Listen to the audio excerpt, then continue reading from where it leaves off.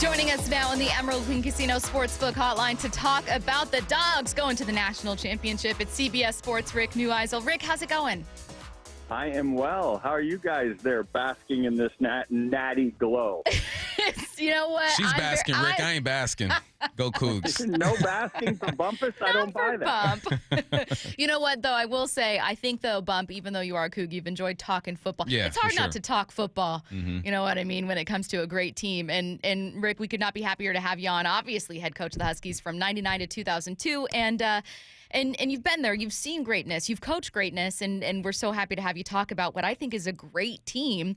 Let's start with Michael Penix Jr. Amazing day for him. 430, 2 touchdowns, no interceptions. What did you see from his night against Texas?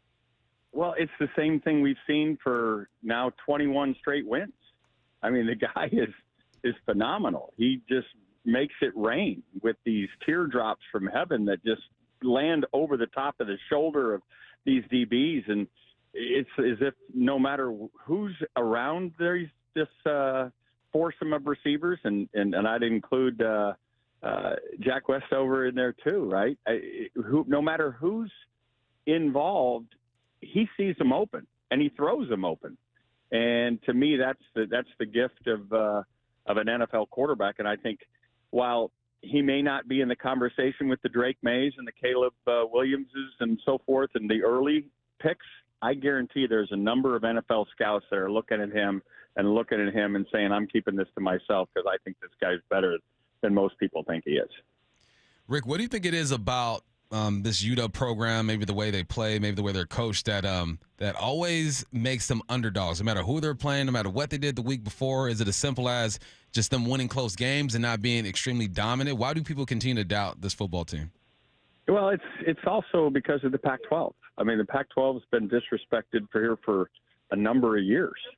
We started. Listen. I was still coaching when I went to the commissioner of the league at the time, and I said, "Why are we playing 9 conference games and everybody else in the country is playing 8?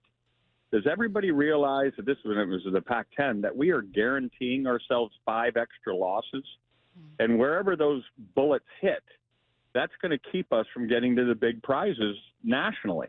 We can't put ourselves in a disadvantage and do it to ourselves. That doesn't make any sense. And yet that's what we did. And it cost us early in the college football playoff. I know another number of other conferences then started joining in with 9, but they also suffered because of it. It was the ACC and the SEC that were getting all the recruits. The DJ Uyungleleles was leaving Los Angeles for Clemson. Bryce Young was leaving Pasadena for Alabama. C.J. Stroud was leaving Rancho Cucamonga for Ohio State because those teams were in the playoff.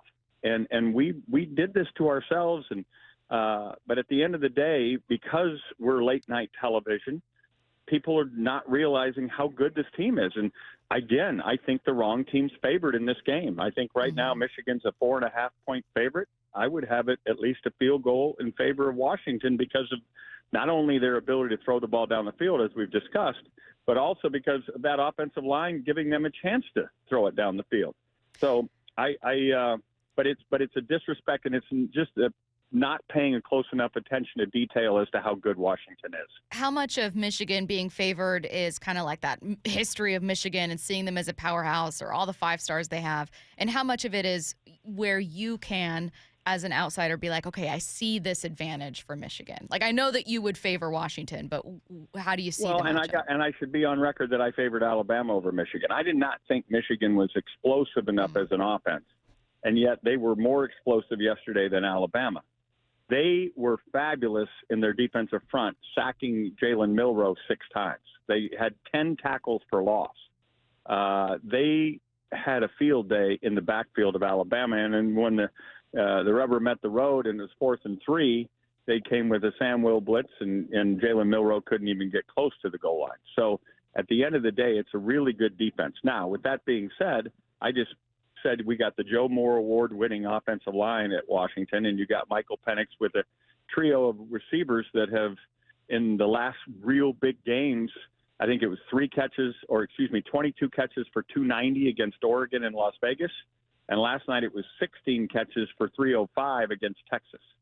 So those guys being able to produce like that as regularly as they produce like that have made Washington a very, very tough out.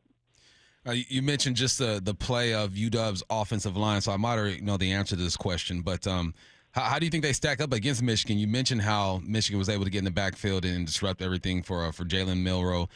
That was the matchup I was looking at initially when it came to UW versus Texas with their interior linemen. They handled that assignment pretty easily. What do you think about this matchup? It's the tale of the tape, Michael. This is going to be what absolutely tells us who's going to win the game. If Michigan disrupts the backfield as they did Alabama's, it'll be maize and blue confetti falling in Houston. If they can't, Michael Penix gets the same kind of numbers with those 3 or 4 receivers.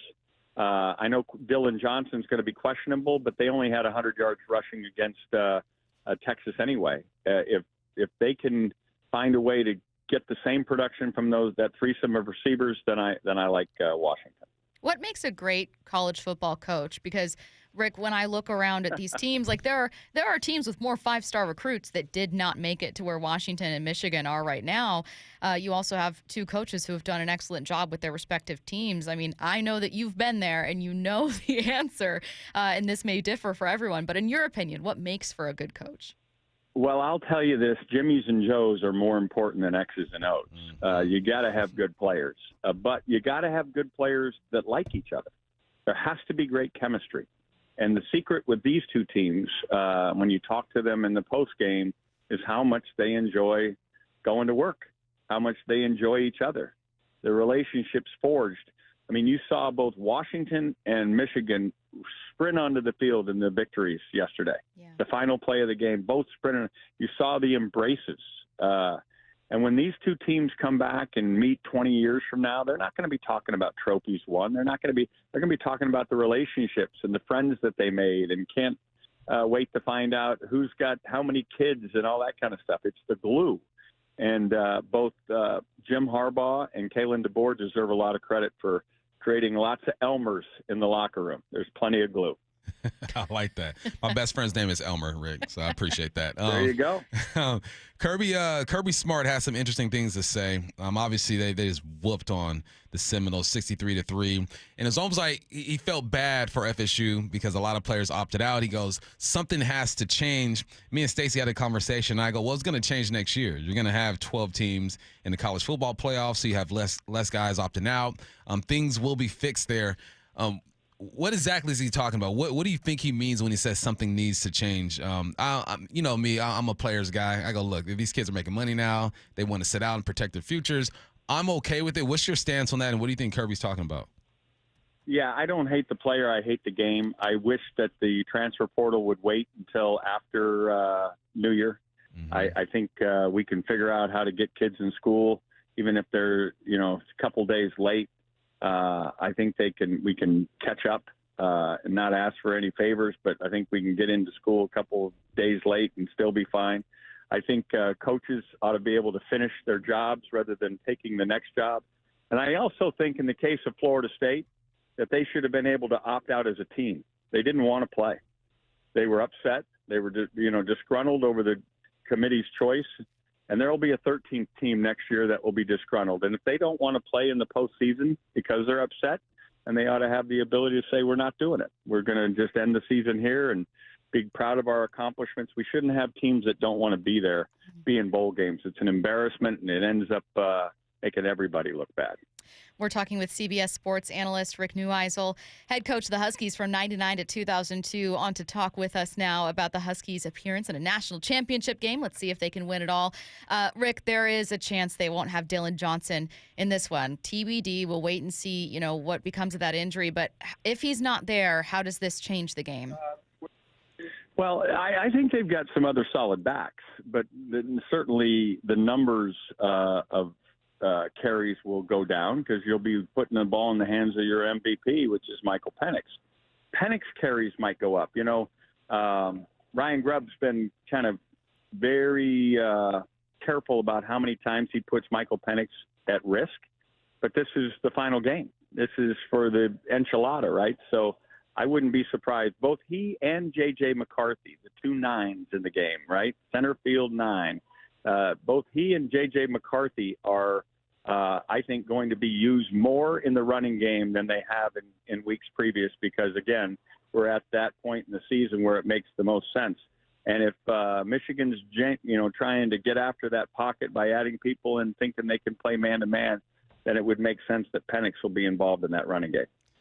I watched Michigan play, and they look like a team that wants to slow the game down a little bit and control it, right? They're going to run the football, play action, and you got Jim Harbaugh's old school now. School. You remember those? You remember those old helmets that had that little fish hook, that U right over the top of your eyebrow, right? Yep. Harbaugh would play with the old 1980 shoulder pads if he could. I mean, there's no question. They sing for "He's a Jolly Good Fellow" in the locker room.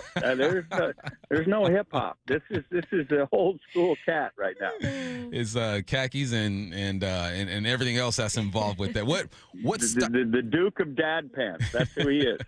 What style do you think prevails? Because UW's going to spread it out and toss the football. I love how they're implementing Penix into the run game. What style do you think is the safe bet? They got to protect him. If they protect him and he can get the ball thrown, it's another perfect environment to be inside an NRG Stadium there in Houston. If he's able to drop those little rainmakers, I'm taking the Dogs. It'll be purple and gold confetti. It'll be purple rain.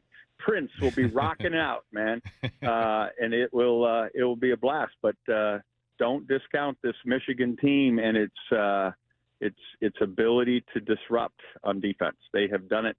You look at the statistics. I think 8 of their opponents are 100th or lower out of 133 teams in college football from an offensive standpoint. But as I said that, they just made Jalen Milroe wasn't able to throw a pass to a wide receiver until 3 minutes were left in the first half.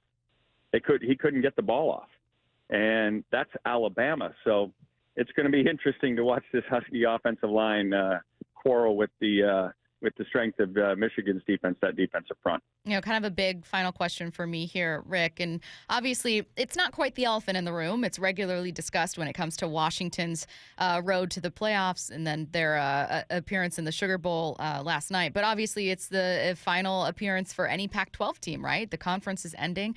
And you mentioned earlier in our interview, when you were coaching, some of the frustrations you had with what was seemingly a preference given to other conferences. When you look back at the end of the road for the Pac-12, how much of it was self-inflicted and how much of it felt like a conference being set up to fail at times?